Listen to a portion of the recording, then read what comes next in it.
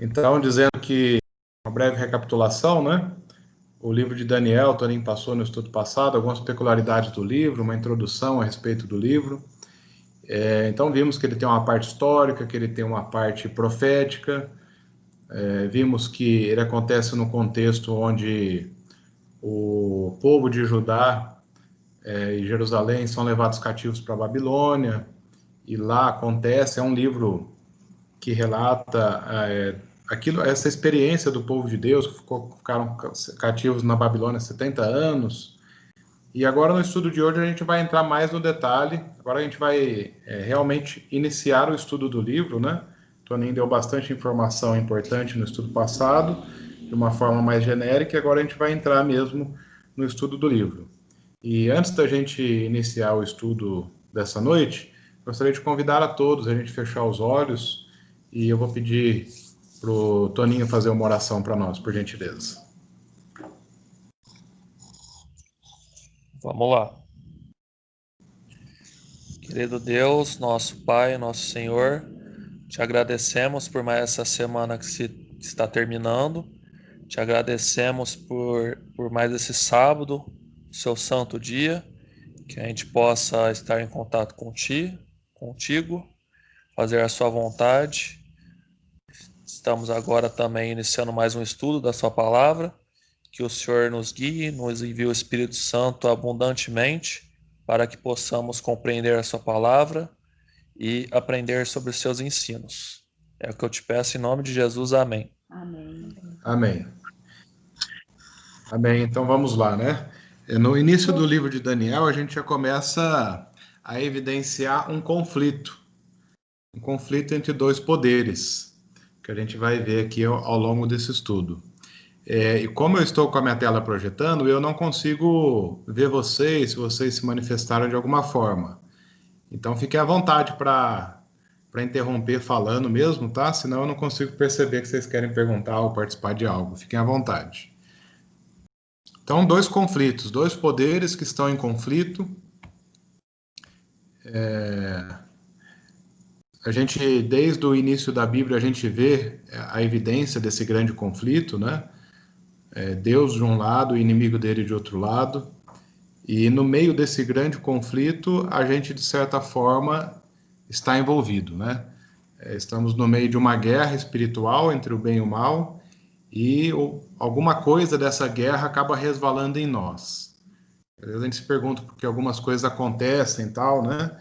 Nós temos que entender que estamos no meio dessa guerra, e o alvo dessa guerra é para adquirir a nossa adoração. Deus deseja que nós o adoremos, porque Ele é o nosso Senhor, o nosso Criador, o nosso Deus, e Ele é digno de toda a honra e de toda a glória. Além de ter nos criado, Ele também nos redimiu, nos comprou pela segunda vez, né, com a morte de Jesus. E o inimigo de Deus também deseja a nossa adoração. E a todo momento, ou nós estamos adorando a Deus, ou estamos adorando o inimigo de Deus. Vou falar um pouquinho de história aqui para contextualizar a questão do povo de Deus ter ido parar na Babilônia. Né? Por que o povo de Deus, aquele povo que Deus escolheu para ser cabeça, não ser cauda, aquele povo que deveria ser tão abençoado, que as nações vizinhas deveriam olhar para eles e ver as maravilhas que Deus fazia na vida deles e então desejarem também a servir o mesmo Deus. Mas e o que aconteceu em algum momento que esse povo, que era para ser o baluarte da verdade, o estandarte, agora acaba sendo levado como cativo, como escravo, numa terra distante, numa terra pagã, né? Se a gente não vê um pouquinho da história, a gente não entende por que Deus permitiu isso. Então, sabemos, né, que certo dia Deus chamou Abraão para ele ir a uma terra distante, para ele sair da terra de Ur dos Caldeus. Engraçado que Abraão e o pai de Abraão viviam nessa terra, onde futuramente foi edificada a Babilônia, e Deus pediu para ele sair de lá e ir até a terra que manava leite e mel, que é onde se encontra a região de Jerusalém, aonde Deus entregou aquelas terras ali para o seu povo, depois que saíram do Egito, etc. Né? Então, tem a história de Abraão, Isaac, Jacó. Aí Jacó teve o seu nome mudado para Israel, depois que ele teve uma luta com Deus, não uma luta contra Deus, uma luta com Deus, e Deus o abençoou antes de o deixar. Então, ele passou a ser chamado Israel. E toda a nação, então, a partir dali, começou a ser chamada a nação de Deus, passou a ser chamada Israel. Bom, dentre o todo Israel, né, que era formada por 12 tribos, porque Jacó teve 12 filhos, e cada um dos filhos de Jacó dava o nome a uma dessas tribos. Então tinha a tribo de Efraim, a tribo de Dan, a tribo de Zebulon, tinha um monte de tribo, né? Cada um era o nome de uma das tribos, de um dos povos de Deus, e o todo formava o Israel. Mas o que é que aconteceu?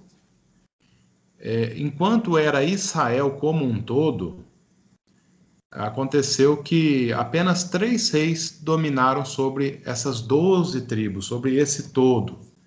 Quem foram os 3 reis que dominaram sobre Israel como um todo? Foi o rei Saul, que foi o primeiro rei. Com a morte do rei Saul, então, Davi assumiu o reino. E depois de Davi, Salomão assumiu o reino. Então, Israel, enquanto era uma coisa só, uma única nação, tiveram apenas esses 3 reis. E o que aconteceu depois, então, da morte de Salomão? Aconteceu que o seu filho, que era chamado Roboão, ele quis ser mais duro com o povo, ele quis aumentar os impostos, ele quis enrijecer, né, para o povo que já vivia um momento difícil, e isso acabou criando uma certa rebelião. Então, Roboão, ele acabou ficando rei de não das 12 tribos, mas apenas de 2 tribos, que é onde era situado o centro do governo de Salomão, que era ali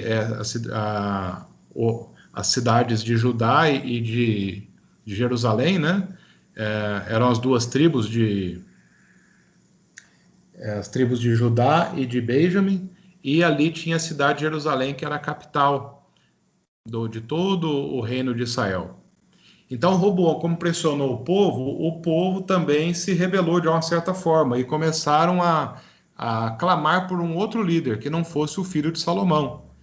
E o que aconteceu é que Jeroboão, que era um dos principais capitão dos exércitos de Salomão, ele foi aclamado como rei. E ele então passou a dominar sobre 10 tribos, chamadas as tribos que estavam ao norte. E a capital dessas 10 tribos, ela era a cidade de Samaria. Então, veja, aquele que era um capitão do exército de Salomão, chamado Jeroboão, passou a ser o rei das 10 tribos do norte. E as 10 tribos do norte mantiveram o nome de Israel, com a sua capital na Samaria. Roboão, que era o filho de Salomão, passou a ser rei das 2 tribos do sul, que era Judá e Benjamim, e a capital era a cidade de Jerusalém. E foi chamado então de Reino do Sul. A partir desse momento, o Reino do Norte tinha os seus reis e o Reino do Sul tinha os seus reis. E uma história triste é que nem Jeroboão e nem Roboão fizeram o que era certo aos olhos de Deus. Ambos levaram o povo para a idolatria. Ambos não somente aceitaram a idolatria, mas eram idólatras, eram de costume pagão, já estavam contaminados com o paganismo. E eles promoveram o paganismo, tanto na tribo do norte como na tribo do sul. Aconteceu que morria um rei, se levantava outro, e infelizmente na tribo do norte não teve um rei sequer, um rei ao menos, que tivesse feito aquilo que era bom aos olhos de Deus, que tivesse trazido o povo à adoração verdadeira. No Reino do Sul, ainda que a maior parte dos reis do Reino do Sul também não fizeram o que era reto aos olhos de Deus, continuaram mantendo o povo na idolatria, mas existiram alguns poucos reis que fizeram sim, que trouxeram o povo de novo para a adoração ao Deus verdadeiro. Vou citar alguns que eu lembro aqui: o rei Josafá, o rei Josias, e o rei Ezequias. Pelo menos esses 3 reis trouxeram o povo de volta à adoração ao Senhor. E o que é que aconteceu? Porque as tribos do norte não faziam aquilo que era certo aos olhos de Deus, não matavam os profetas, Deus levantava profetas para orientar a nação, para dizer onde que eles estavam errando, que eles precisavam retornar, eles matavam os profetas, e Deus levantava outro profeta, eles matavam, não queria saber da voz de Deus. Então Deus permitiu que uma grande nação chamada Assíria, que dominava o mundo daquela época, guerreasse contra o reino do norte, vencesse e os levaram cativos. Então o reino do norte ele deixou de existir, né? Depois do reinado do rei Oséias, que foi quem perdeu a batalha para a Síria. No reino do sul, porque eles tiveram alguns reis que fizeram aquilo que era bom aos olhos de Deus, o reino do sul prevaleceu por mais aproximadamente 150, 160 anos, ainda como uma nação independente, livre, né? Porém, também tiveram os seus reis que levavam o povo à idolatria, e Deus levantava também os profetas, e quando o rei não era um rei que seguia as orientações de Deus, também mandava matar os profetas. Acontece que o povo se corrompeu de tal forma que quando Deus levantava os profetas, o povo já não dava mais ouvido. E Deus havia alertado, através do livro de Jeremias, que se o povo não se voltasse ao Senhor, Deus os permitiria ser levado para uma terra distante como escravos. E o povo não deu importância aos apelos que Deus fazia através dos seus profetas. Então, Deus permitiu, e um os maiores pecados que eles cometiam, né, era o pecado da idolatria, era o pecado da transgressão do sábado, tanto que quando eles voltaram depois que eles ficaram 70 anos no cativeiro babilônico, que eles voltaram para Jerusalém e reconstruíram ali a cidade, o reino e tudo mais, os judeus ficaram tão assustados com aquilo que eles tiveram que passar, que seus pais haviam passado, que eles criaram um monte de regras para o sábado que não são bíblicas, foi invenção deles, né? Mas porque eles queriam cercar para que eles não transgredissem mais os mandamentos de Deus, porque eles viram a consequência que isso levou a eles. Mas também nessa parte eles também passaram do ponto, né? Porque já não davam mais valor ao amor que existe por trás da lei, mas estavam dando valor a tradições criadas por eles e não aquilo que a Bíblia revela.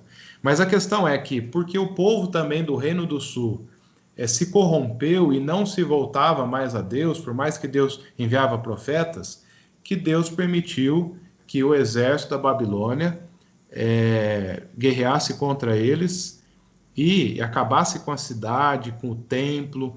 E nós vamos ver aqui tudo um pouquinho daquilo que aconteceu, né, na hora que a gente começar a ler o capítulo 1 de Daniel.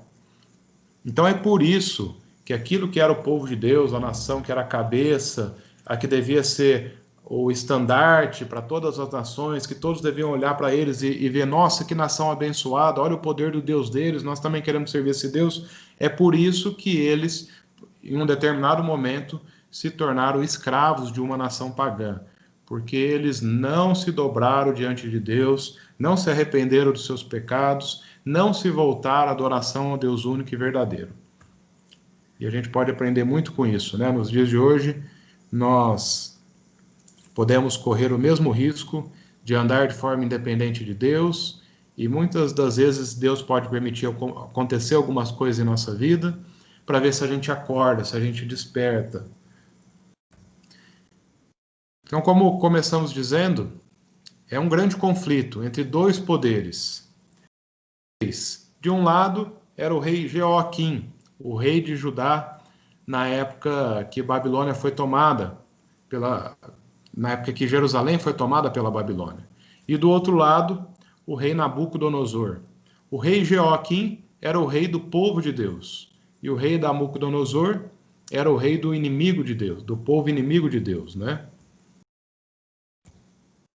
Tínhamos também dois deuses que eram adorados. O povo de Deus adorava o rei, o deus Elohim. E a palavra Elohim é uma palavra no plural, porque ela se refere à Trindade, né? Não é um Deus manifesto numa única pessoa, mas um Deus manifesto em três pessoas. E a palavra Elohim é quando se chama Deus querendo se referir às três pessoas. Do outro lado, o Deus que era adorado era o Deus Marduk, era um Deus pagão, e segundo a crença dos pagãos, Marduk era o Deus mais poderoso que eles tinham, que eles adoravam. Tínhamos também dois santuários. O santuário, o templo lá em Jerusalém, construído por Salomão, para adoração ao Deus verdadeiro, mas na Babilônia também existia o seu santuário, o santuário de adoração aos seus deuses pagãos, às suas entidades. E, por fim, duas cidades. De um lado, Jerusalém, e do outro lado, Babilônia. E é interessante que essas duas cidades, elas aparecem de capa a capa da Bíblia. A gente vai ver desde lá no Gênesis, falando de Jerusalém, falando de Babilônia, e a gente vai ver até o Apocalipse, falando também de Jerusalém e falando também da Babilônia. Jerusalém representa a pátria do povo de Deus e Babilônia representa a pátria do povo que se apostatou de Deus, ou do povo que está distante de Deus. Vamos aos versos, né? Como ainda não estamos entrando no livro, eu vou ler aqui, só para a gente ganhar um pouquinho de tempo. Se a gente ler lá em Gênesis 14, verso 18 e 19, vai falar a respeito de um personagem que aparece ali, chamado Melquisedeque, que diz que era rei de Salém. E Melquisedeque, que fazia o papel de rei, de sacerdote do Deus Altíssimo, né? Ele trouxe pão e vinho para Abraão depois de uma guerra, abençoou Abraão. E essa cidade, Salém, é justamente o mesmo local onde depois veio se chamar Jerusalém, que tem por significado cidade de paz. Então ali, lá no Gênesis, no primeiro livro da Bíblia, a gente já vê a referência a Jerusalém. E também no Gênesis, nós também vemos a referência de Babilônia. Lá em Gênesis 10 conta o relato onde o povo diz assim, né? Gênesis 10, do verso 8 até o verso 10, né? Diz que Cuxi gerou Nisrod, que era uma divindade pagã, o qual começou a ser poderoso na terra. Foi valente caçador diante do Senhor. Daí disse como Nisrod, Daí disse como Nimrod, poderoso caçador diante do Senhor. O princípio do seu reino foi Babel, Ereque, Acade e Calné, na terra de Sinar. Aqui quando cita Babel, está falando a respeito daquela localidade onde um ajuntamento de pessoas começou a querer construir uma torre tão alta, mas tão alta, que se Deus novamente mandasse o dilúvio, eles não seriam pegos de surpresa, eles estariam acima das águas. E como aquilo era uma loucura, né? Onde já se viu o homem querer se achar capaz de se livrar do juízo de Deus, isso era uma loucura. Então, naquele momento, Deus então confunde as línguas, mistura as línguas, e eles passam a não se entender mais, e por isso aquela obra não vai para frente, e aquele povo se espalha pelas demais localidades do planeta, e as nações se espalham, né, e passam a existir as nações. Então, ali no contexto onde fala de Salém, é o contexto do sacerdote de Deus. No contexto onde fala de Babilônia, aqui chamado de Babel, mas que futuramente nessa mesma localidade existiu a Babilônia. Então aqui fala num contexto de confusão, de povo rebelde ao Senhor, do povo que queria ser como Deus, que queria estar além dos juízos de Deus. Então veja que Babilônia e Jerusalém, desde o começo da Bíblia, elas são tratadas, né, como cidades antagônicas. Uma simboliza aqueles que adoravam a Deus e a outra simboliza aqueles que eram rebeldes a Deus. Se a gente vê lá também no Apocalipse, no último livro da Bíblia, a gente vê também a referência dessas duas cidades.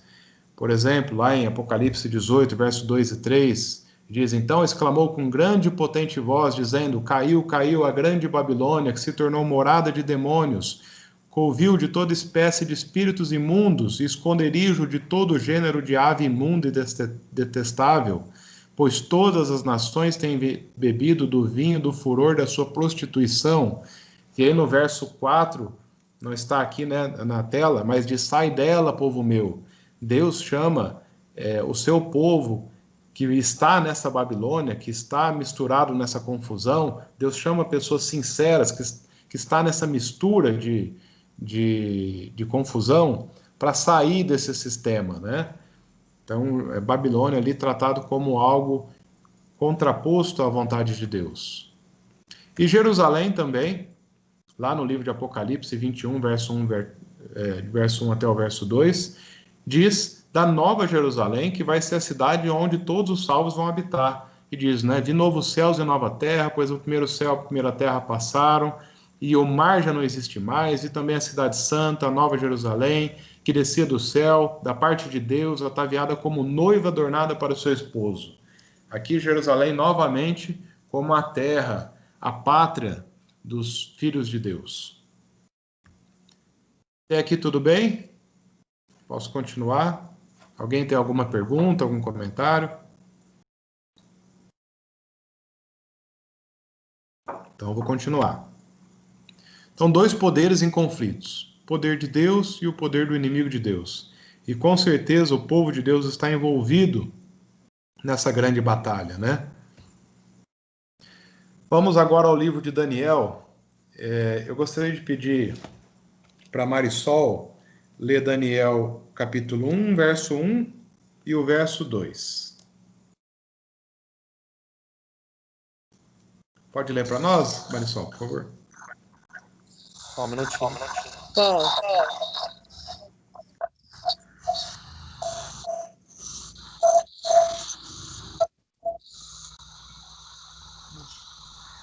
é Daniel 1, fala de novo. 1, versículo 2?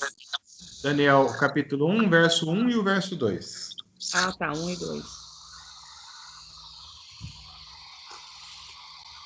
No ano terceiro do reinado de Joaquim, rei de Judá, veio Nabucodonosor, rei da Babilônia, a Jerusalém e a sitiou.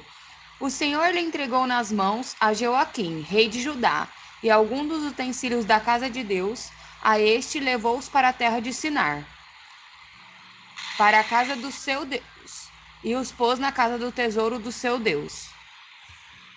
Obrigado, Marisol. Então aqui fala um pouco a respeito dessa invasão de Jerusalém, e um ponto interessante diz que Deus, o Senhor que é o Senhor dos judeus, né? O Senhor que é o Senhor daquele povo que habitava em Jerusalém, Judá, em Benjamim, em toda aquela região, diz que foi esse mesmo Senhor que entregou esse povo nas mãos do rei Nabucodonosor.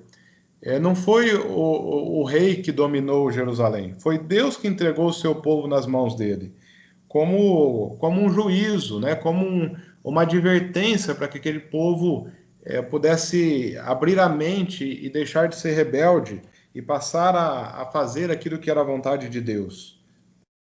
Então foi Deus que entregou.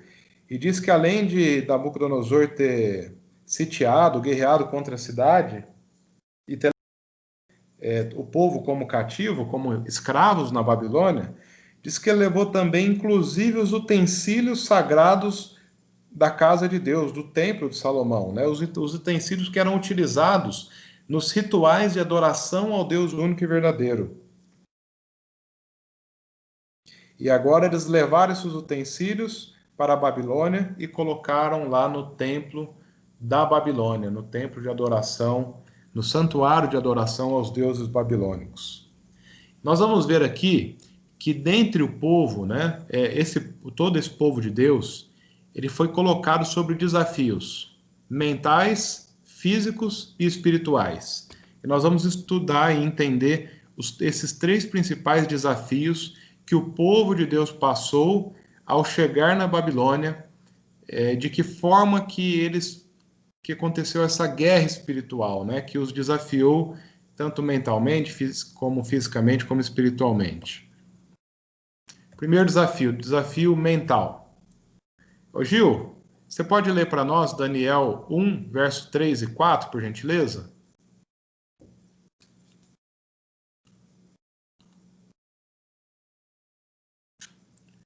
A Gil está conosco?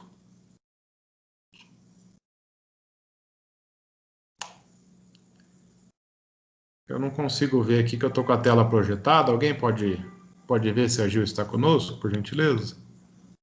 Ela tá tentando falar, só que eu acho que tá com um probleminha. Ela tá habilitando o microfone, mas não tô ouvindo também.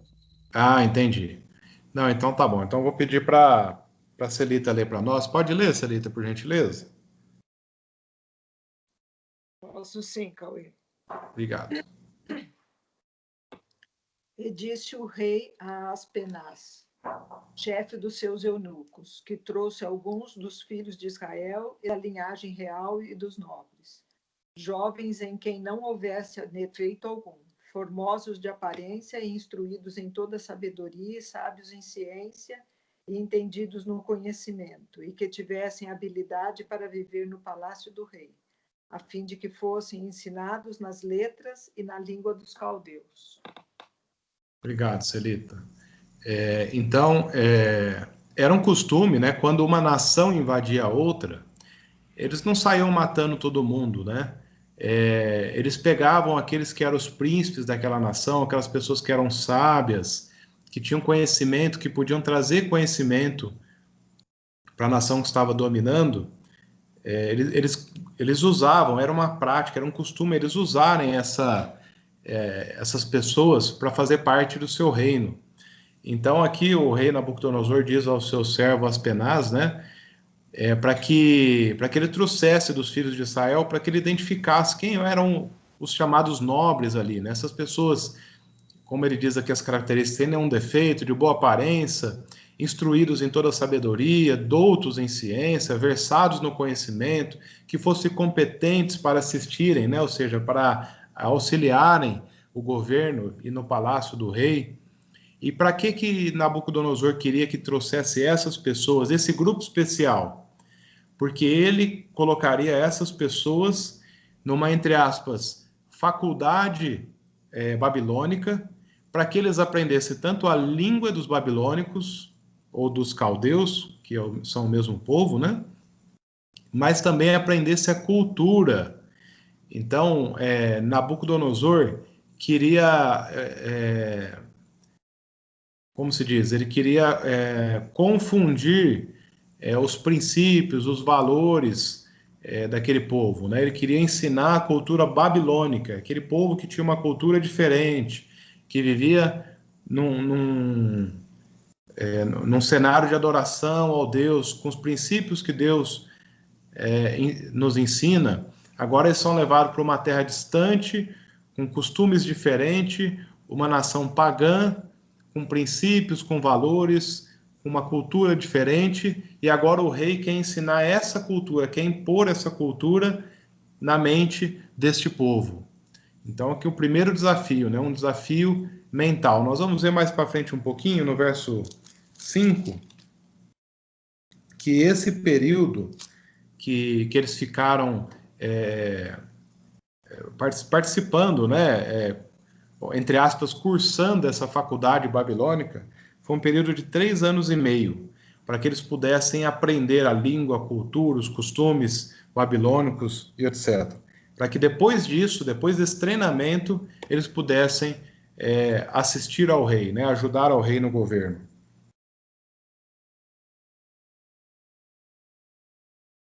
Segundo desafio físico.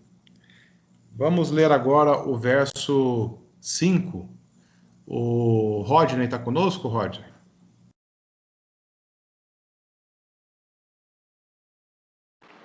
Tô sim, tô sim. Você lê para a gente, por favor? Leio sim. Versículo 5, né? Isso. De sua própria mesa, o rei designou-lhes uma porção diária de comida e de vinho. Eles receberiam treinamento durante 3 anos, e depois disso passariam a servir o rei. Obrigado, Rodney. Então, além da cultura, além de ensinar os costumes, os valores pagãos, né, nesta, entre aspas, faculdade babilônica, eu tinha falado 3 anos e meio, mas são 3 anos, né, o texto diz aqui. Então, o rei também queria impor-lhes o seu costume alimentício. E o que o rei se alimentava? Bom, de todo banquete que o rei recebia, essas pessoas especiais, esse grupo especial de pessoas que foi classificado pelo chefe dos eunucos babilônico como pessoas que tinham conhecimento, que tinham possibilidade, né, de ajudar o governo de Deus, não era para todo o povo de Israel que isso valia, era só para esse grupo de pessoas. Então o rei servia do banquete que ele comia, esses também passariam a comer. E com certeza ali dentro das finas iguarias do rei existia todo tipo de alimento. E nós sabemos que o povo de Deus, ele tem uma parte dos alimentos que ele se abstém, que são os alimentos carnos, que está descrito lá em Levíticos 11. Mas os caldeus não se abstinham de alimento nenhum, eles comiam de tudo. Sabemos que o povo de Deus não bebe bebida alcoólica, mas os babilônicos consumiam muito vinho, muitas bebidas fortes, bebidas alcoólicas. Então agora eles são colocados, né? Eles passam por essa prova nas questões físicas, por meio da alimentação, por meio daquilo que eles comiam, daquilo que eles bebiam. E é interessante ver qual foi a postura, né, de Daniel e também dos seus 3 amigos, né, que são revelados aqui na Bíblia.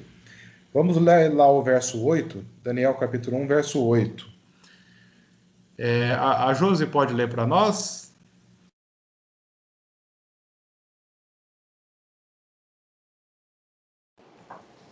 Posso sim.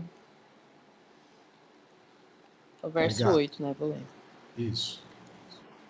Daniel, contudo, decidiu não se tornar impuro com a comida e com o vinho do rei.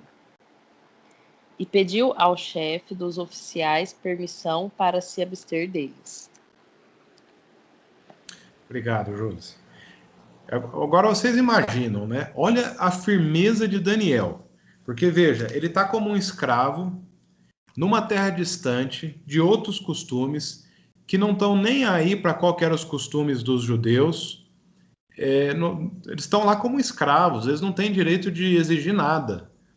Mas Daniel, ao ver aquilo que estavam obrigando eles a comer e a beber, ele, independentemente se na mente dele passava que, olha, se eu quiser me abster dessa alimentação, é certo que o rei vai mandar me matar, né? Porque eu sou um escravo.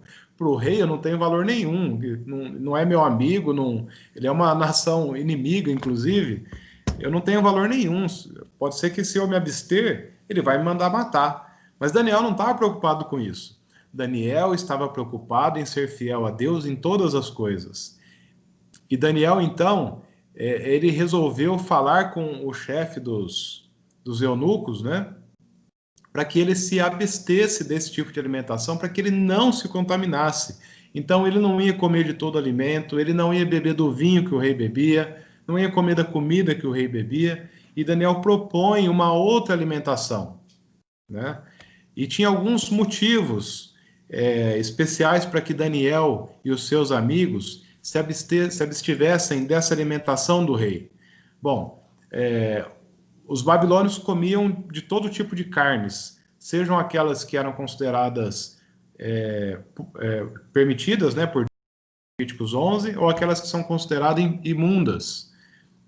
Então, ali na mesa, com certeza, ia ter todo tipo de carne, né? Esse era um dos motivos. Segundo motivo, os animais não tinham sido mortos de acordo com a lei levítica. Lá no livro de Levíticos diz que ao consumir os animais tinha uma forma correta, né, de matar esses animais para que a carne fosse própria para o consumo. Também uma porção dos animais destinados ao alimento eram oferecida primeiro como sacrifício aos deuses pagãos, ou seja, eram carnes sacrificadas a ídolos. E agora Daniel comer dessas carnes sacrificadas a ídolos, que mau testemunho ele estaria dando?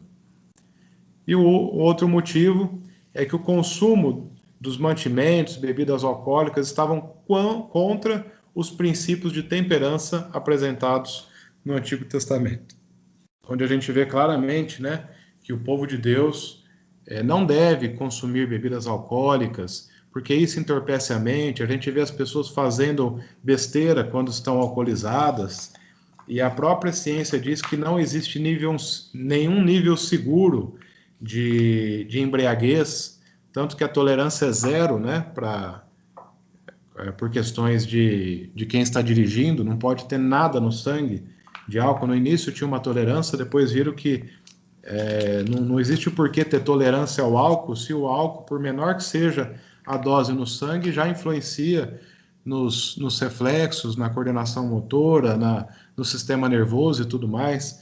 Então, Daniel, mesmo ele sendo um escravo, levado para uma terra distante, e aí a gente pensa, né? Daniel, de repente, podia estar revoltado com Deus, falar: Senhor, eu estou aqui mesmo, eu vou comer do que tiver, eu vou beber do que tiver, eu vou aproveitar a vida, porque eu sempre fui um servo fiel seu, eu estava lá no meio do seu povo, e aí fui trazido junto com um monte de gente que era infiel, que te desagradava, mas mesmo eu sendo fiel, eu estou aqui também, então o Senhor se esqueceu de mim, e agora eu vou aproveitar tudo que eu tenho direito de aproveitar aqui.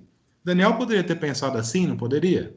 Estava distante, ninguém estava vendo, ninguém se importava, não sabia se ele ia morrer ali naquela terra, se um dia ele ia voltar para a sua terra. Mas interessante, que até nos mínimos detalhes, até nas questões da alimentação, Daniel se absteve do consumo daquilo que desagradava a Deus, né?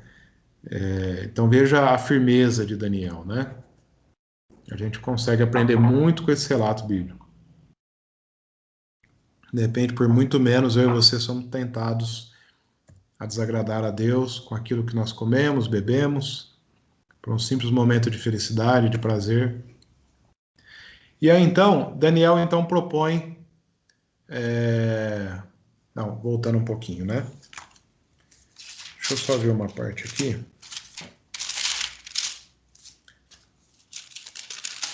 Bom, por fim, então vem o desafio espiritual. Terceiro desafio. Vamos ler agora Daniel, capítulo 1, verso 7. A Janaína pode ler para nós, por gentileza? Posso. Obrigado. Capítulo 1, verso 7.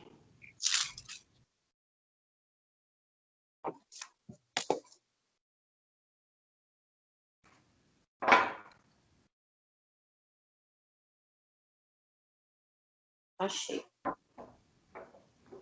O chefe dos eunucos deu-lhes outros nomes. Daniel passou a chamar-se Baltazar, Beltesazar.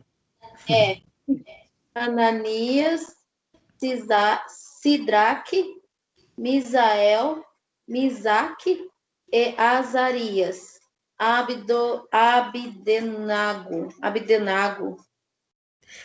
Então, eles que tinham o nome de Daniel, Ananias, Misael e Azarias, agora eles tinham seus nomes trocados, né? Daniel passou a se chamar Beltesazar, Ananias passou a se chamar Sadraque, Misael passou a chamar Mesaque e Azarias passou a se chamar Abidnego. Veja que isso parece uma coisa sem importância, né? Mas na verdade não é, porque os nomes, principalmente tanto lá no povo de Deus, né, eles tinham significados importantes, mas também no povo que era pagão, também os nomes tinham significados importantes.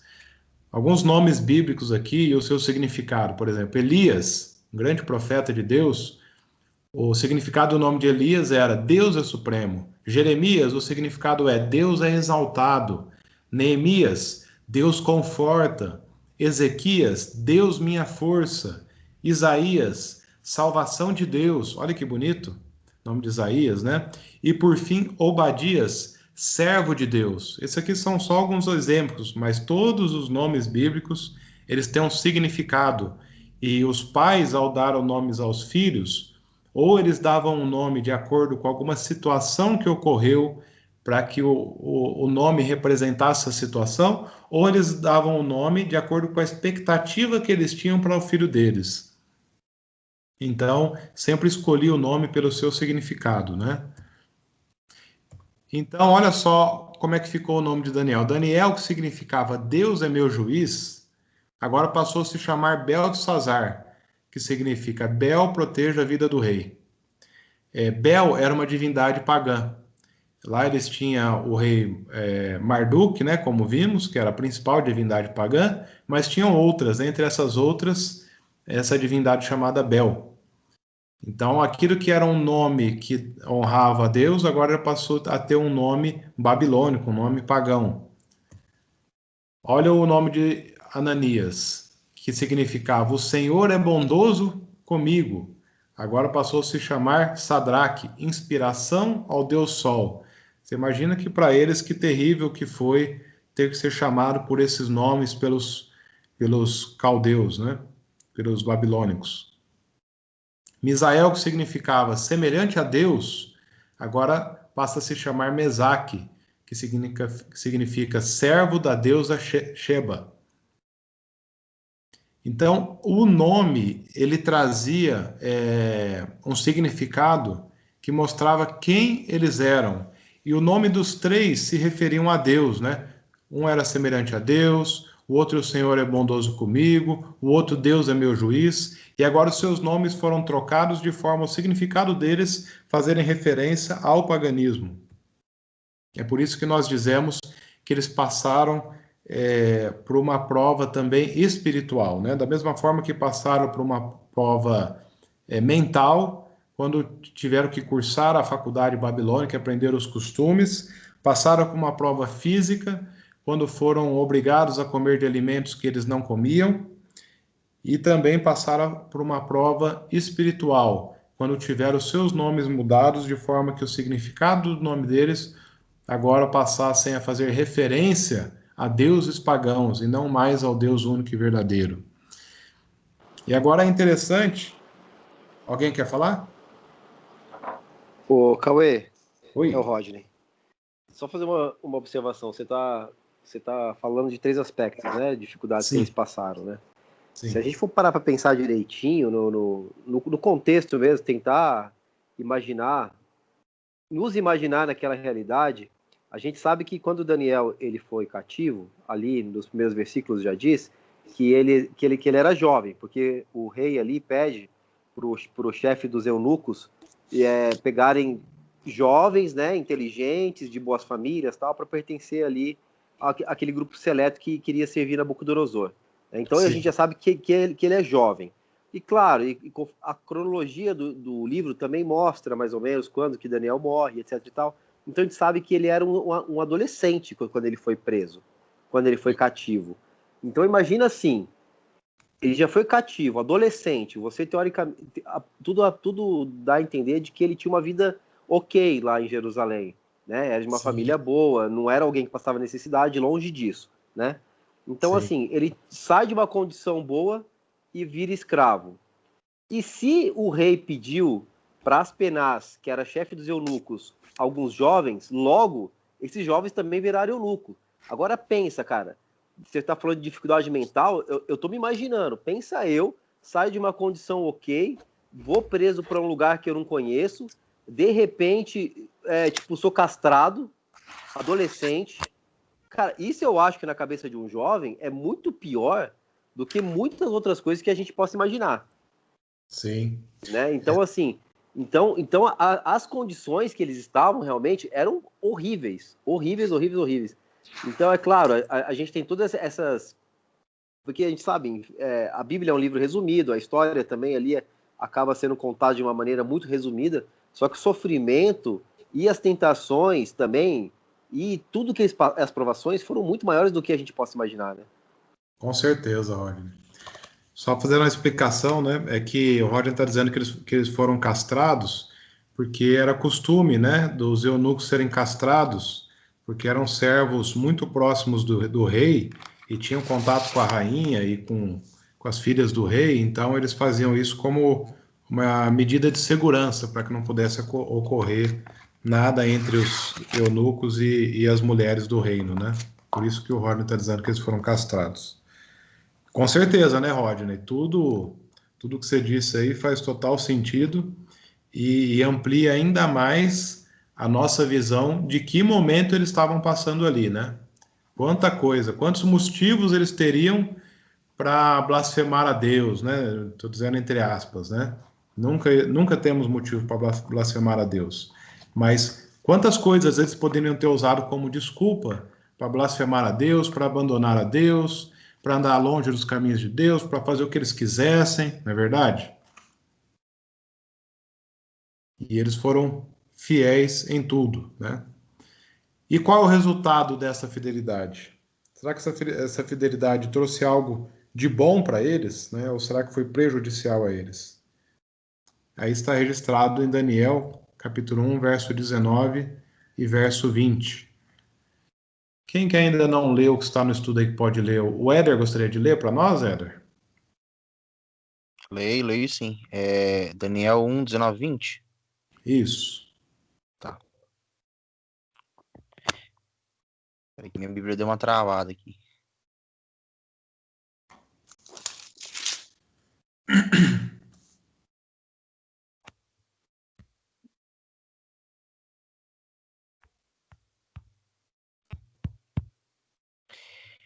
E o rei falou com eles, e entre todos eles não foram achados tais como Daniel, Ananias, Misael e Azarias, por isso permaneceram diante do rei. E em toda a matéria de sabedoria e de inteligência, sobre o que o rei lhes fez perguntas, os achou 10 vezes mais doutos do que todos os magos ou astrólogos que havia em todo o seu reino. Veja que interessante, né? O resultado da fidelidade que eles tiveram de se abster dos alimentos e de continuarem sendo fiéis a Deus, eles foram considerados, passado o período de 3 anos, né, desse treinamento, eles foram considerados 10 vezes mais sábios do que os sábios que existiam em toda a Babilônia. E por isso, eles foram trazidos para terem cargos, posições importantes junto ao rei da Babilônia, né? Eu fico pensando aqui que a Bíblia fala desses 4 jovens. Até o Rodney comentou, né, que provavelmente Daniel era bem jovem, era um adolescente. Eu já vi no comentário bíblico falando que ele tinha por volta de 17 anos de idade. Muito jovem, né? Muito jovem. E até por isso que, assim, demonstra ainda mais a firmeza de Daniel, né? Com certeza Daniel não tinha virado, vamos colocar nos dias de hoje, né, um cristão um pouquinho antes ali de de ser levado cativo. Com certeza ele era uma pessoa que tinha comunhão com Deus diária, que estudava a Bíblia, que já vivia uma experiência com Deus de fidelidade, de obediência, de reverência, de respeito, né? Com certeza Daniel já tinha uma vida preparada com Deus e os seus amigos também, para que eles pudessem passar por todas essas situações e, confiando em Deus, serem firmes nos seus princípios, nos seus valores, e Deus os abençoou novamente, né? E eu vejo, assim, uma aplicação importante, é que a gente só vai ver milagres de Deus quando a gente for fiel. A gente não vai ver milagre de Deus na infidelidade. Quando que a gente vê milagres de Deus? quando você se coloca a ser fiel e você não sabe o que vai acontecer com você. Aos olhos humanos, a perspectiva é terrível, e aí então Deus age em favor, contrariando todas as possibilidades humanas e te honrando naquela situação, e você não tem como fazer outra coisa a não ser olhar para Deus e falar obrigado, Senhor. Só pode ter sido o Senhor que fez isso, mais ninguém. Então isso é viver uma experiência com Deus, mas só tem como viver uma experiência com Deus na fidelidade. Por outro lado, para sermos fiéis a Deus, para ter essa força que Daniel teve, essa firmeza, né, esse caráter transformado, é fruto de um relacionamento diário com Deus. É fruto de oração, é fruto de estudo da Bíblia, é fruto de exercitar a temperança, o domínio próprio, é fruto de exercitar a fé. Então, com certeza, eram jovens que viviam essa experiência diária com Deus. E quando foram levados para um momento como esse, que foi o primeiro, né, da Babilônia, porque no livro de Daniel inteirinho a gente vai ver circunstâncias que eles foram colocados, circunstâncias extremamente delicadas, e eles foram fiéis. E ao longo do livro nós vamos cada vez mais nos admirando por esses personagens, que com tanta coragem, com tanta braveza, com tanta fé, se posicionaram ao lado de Deus em todas as circunstâncias que foram colocadas à prova. Então, o fruto da fidelidade deu a eles essa bênção, né? Eu não sei se eu pulei aqui algum texto, mas faltou um texto a gente ler aqui, ó, que lá no verso 11, deixa eu ver aqui, verso 9. Olha, vamos ler do verso 9 até o verso. Deixa eu ver. Esse Daniel, cozinheiro. Tá. Vamos ler do verso 9 até o verso 13. Até o verso 14. Eu vou ler aqui na Bíblia, porque eu não tenho o texto aí na tela, mas vocês acompanham comigo. Do verso 9 de primeiro capítulo de Daniel até o verso 14. Diz assim: Ora, Deus concedeu a Daniel misericórdia e compreensão da parte do chefe dos eunucos. Depois que eles recebem aquela comida, né, diante deles e que são obrigados a comer, Daniel, vendo que ele não poderia comer daquelas coisas, então aí começa esse relato, né? Agora o verso 10. Disse o chefe dos eunucos a Daniel: Tenho medo do meu senhor, o rei, que determinou a vossa comida e a vossa bebida, porque, pois, veria ele vosso rosto mais abatido do que o dos outros jovens e da vossa mesma idade. Assim porieis em perigo a minha cabeça para com o rei. Então Daniel pede uma alimentação mais saudável, né? Ele diz que ele não queria se contaminar daquelas coisas que o rei havia pedido para que ele comesse, né? Então ele vai junto ao chefe dos eunucos e expressa a sua preocupação com aqueles alimentos.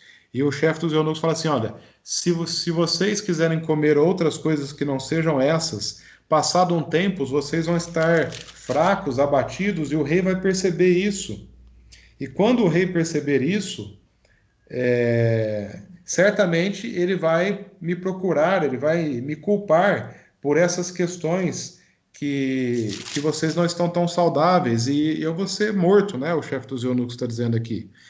Aí no verso 11, Daniel diz assim, ó: Então disse o Daniel ao cozinheiro-chefe, a quem o chefe dos eunucos havia encarregado de cuidar de Daniel, Ananias, Misael e Azarias. Ele diz assim no verso 12: Experimenta, peço-te, os teus servos 10 dias, que se deem apenas legumes a comer e água a beber. Olha o verso 13. Então, se veja diante de ti a nossa aparência e a dos jovens que comem das finas iguarias do rei, e segundo vires, age com teus servos.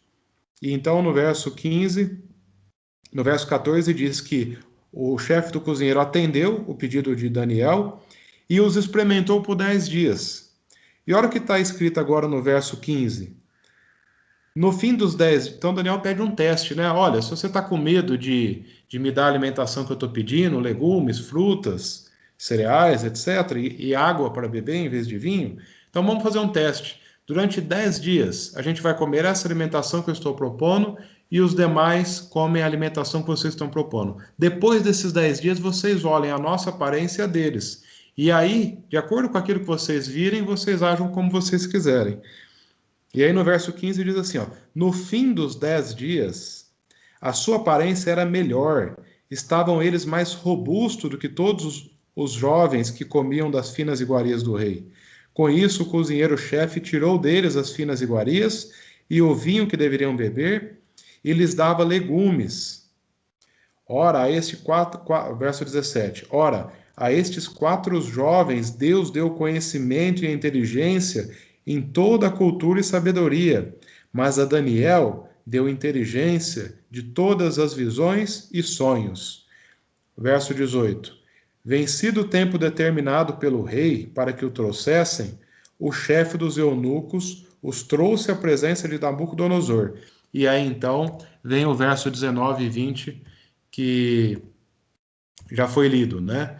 Onde fala que o rei, ao os vir, né, viu entre todos que não foram achados outros como Daniel, Ananias, Misael e Azarias. Por isso passaram a assistir diante do rei, e em toda a matéria de sabedoria e de inteligência, sobre o que o rei lhe fez perguntas, e os achou 10 vezes mais doutos, ou seja, mais sábios, do que todos os magos e encantadores que haviam em todo o reino da Babilônia. Os magos e os encantadores eram as pessoas mais sábias que existiam no reino, segundo o crivo dos babilônicos, né? As pessoas que ocupavam essas funções eram tidas como as pessoas mais sábias. E Daniel e seus amigos foram achados 10 vezes mais sábios do que eles, passado o período de 3 anos. Agora, no verso 21, termina dizendo que Daniel continuou até o primeiro ano do rei Ciro. Ou seja, Daniel continuou assistindo o governo, passava, depois de Nabucodonosor veio Dario, depois veio Ciro, que eram governantes da Média e da Pérsia, e ele continuou ali assistindo no reino, e continuou sendo fiel. Até aqui tudo bem? Todos estão comigo aqui?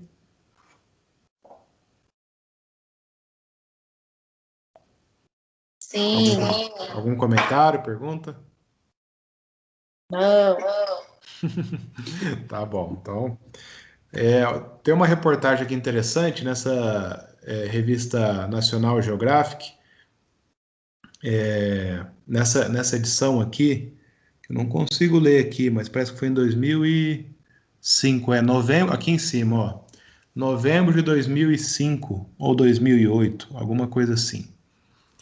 Então ela trouxe uma reportagem, foram 3 páginas, falando a respeito do estilo de vida dos adventistas do 7º dia.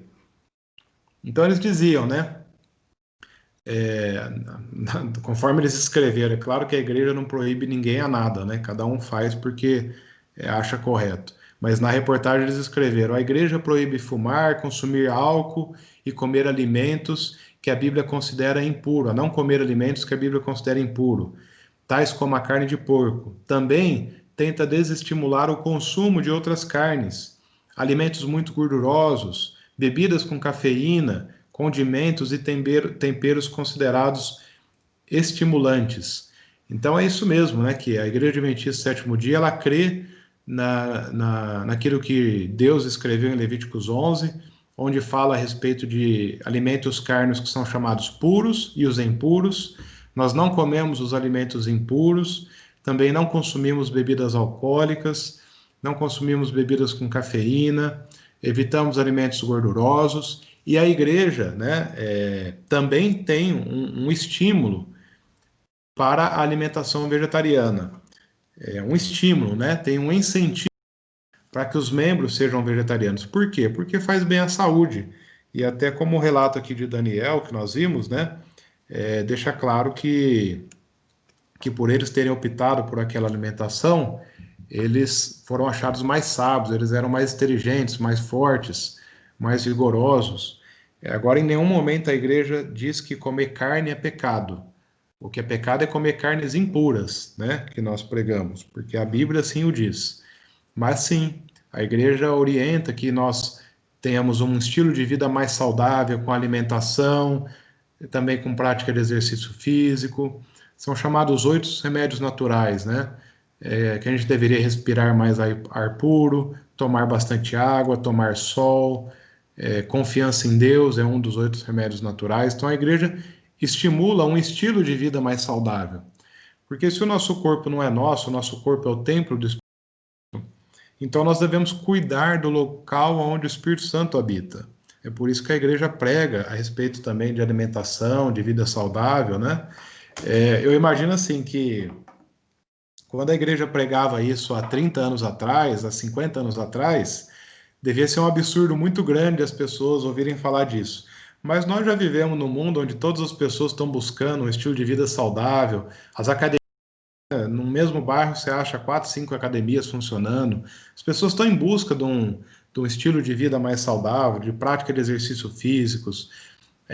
Até a Coca-Cola teve que comprar uma fábrica de águas, né, Cristal, águas aí, porque o refrigerante já não é tão bem visto como era há 30, 40 anos atrás. A Coca-Cola comprou o suco Del Valle, que pelo menos é um suco, né, não é um refrigerante.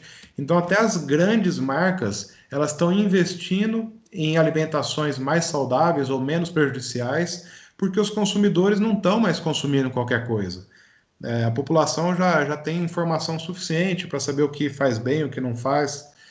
Então, até as pessoas, independente de religião, elas estão buscando um estilo de vida mais saudável, né? Mas imagino que quando essa mensagem era pregada 50 anos atrás, devia parecer um grande absurdo. E hoje a ciência prova que o estilo de vida mais saudável, e até foi a conclusão dessa revista, né? De que os adventistas do sétimo dia, que se alimentavam de alimentos cárneos considerados puros, mas se abstiam dos alimentos impuros e de estimulantes e também de cigarros e de bebida alcoólica, que eles viviam de 4 a 6 anos a mais na média do que as demais pessoas que não praticavam o mesmo estilo de vida. E aqueles adventistas que eram vegetarianos, eles viviam de 8 a 12 anos a mais do que as pessoas que não adotavam o estilo de vida adventista. Então a ciência prova, né? Foram entrevistadas 38 mil pessoas na Califórnia para fazer essa reportagem, e a ciência prova que um estilo de vida mais saudável traz benefícios para nós. Benefícios não só de longevidade, mas de qualidade de vida, de sanidade mental, de relacionamento com Deus. Tudo que acontece com o nosso corpo influencia em tudo na nossa vida. Veja que quando a gente está doente, muito ruim, nem orar a gente consegue direito, né? Às vezes a gente pede para as pessoas orar por nós, porque nós também já não estamos conseguindo orar, a cabeça fica bagunçada. Por outro lado, quando temos boa saúde, também fica mais fácil adorar o nosso Deus, fica mais fácil ouvir a voz de Deus, fica mais fácil entender aquilo que Deus está dizendo. É por isso que nós, como Igreja Adventista do Sétimo Dia, também levamos adiante a mensagem da saúde, né, de uma boa alimentação e etc. E o livro de Daniel como um todo, e o estudo de hoje, né, desse capítulo 1, ele faz para nós um apelo a sermos fiéis. Mesmo que nós formos colocados em situações onde pareça difícil exercer a nossa fidelidade ao Senhor, o livro de Daniel mostra que é possível a gente buscar a ajuda de Deus para que tenhamos firmeza, fé, para que tenhamos o propósito de adorarmos ao nosso Deus, independente de onde estamos, em qual condição estamos, independente se as questões são favoráveis ou não, Deus é capaz de nos dar esse fervor espiritual para vencer essas tentações, seja no trabalho, seja na escola, seja dentro do seu ambiente familiar, seja na rua, seja no comércio, seja negociando com alguém.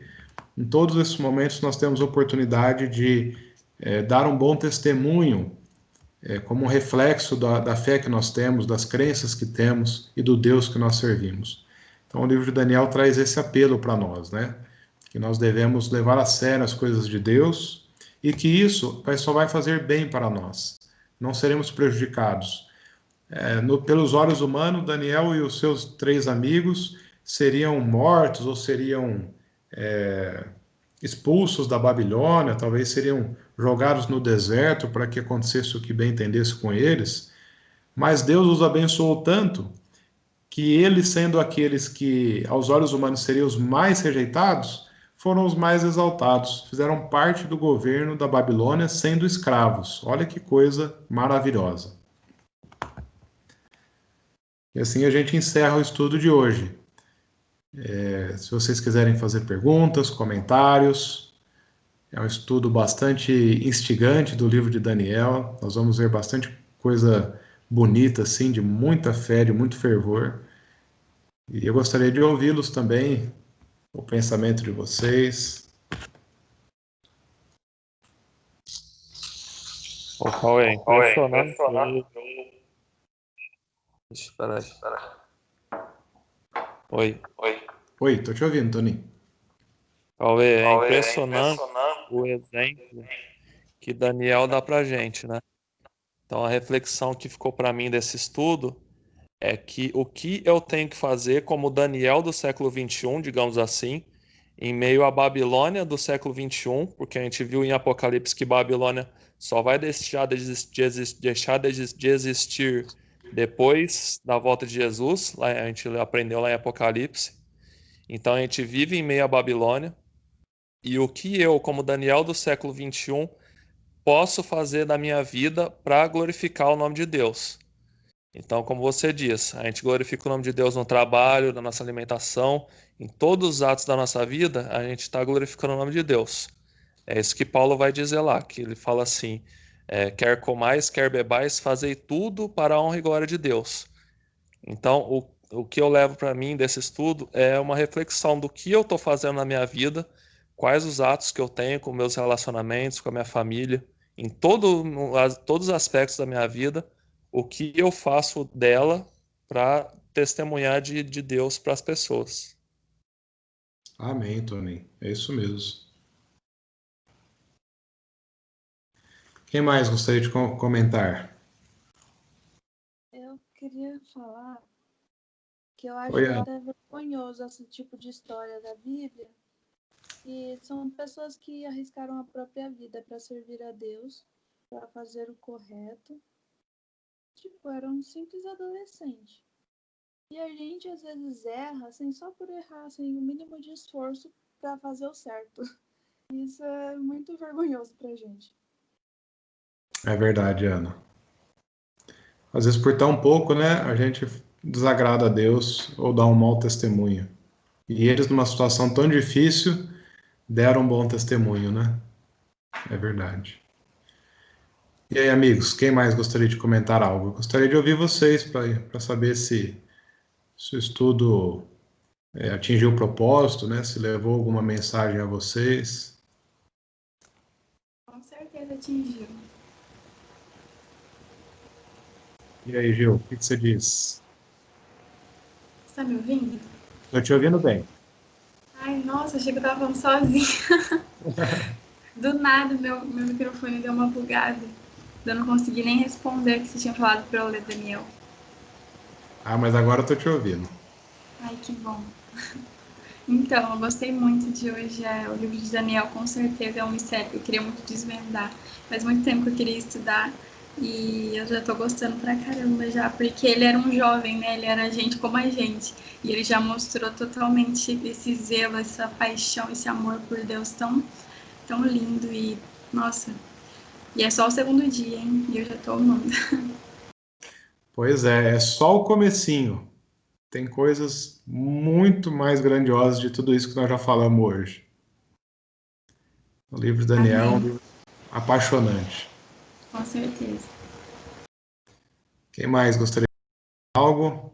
do estudo, ou fazer alguma pergunta, ou deixar alguma reflexão?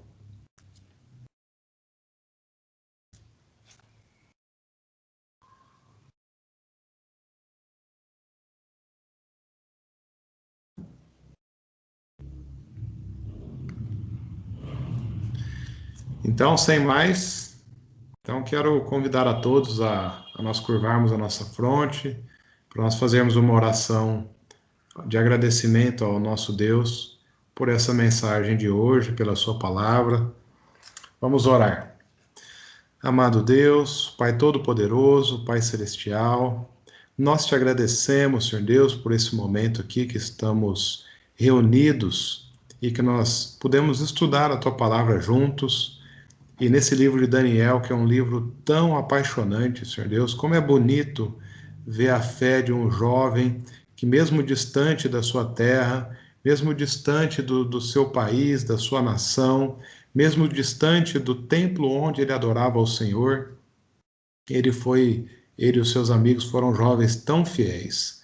O Senhor não cita outros nomes aqui no livro de Daniel a respeito da fidelidade. É provável que existiram outros que foram levados cativos, dentre os milhares que foram levados para Babilônia, que também foram fiéis ao Senhor.